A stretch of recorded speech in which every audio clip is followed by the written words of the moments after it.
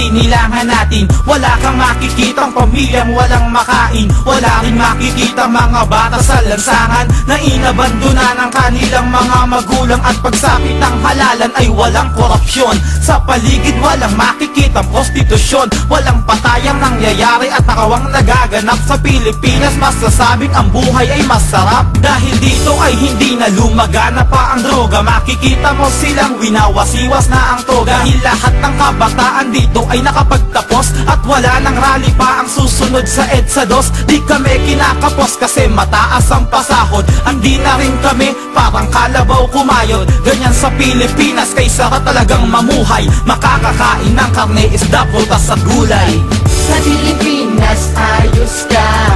Sa Pilipinas ayos ka. Sa Pilipinas ayos ka. Masasabi natin buhay ay maganda.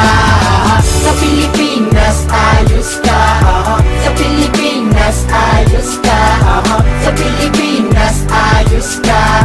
Masasabi natin buhay ay maganda. Kabataan, tara na sa bayan. Ikaw ang pag-asa, halika na. Huwag mong iisipin na hindi mo kaya.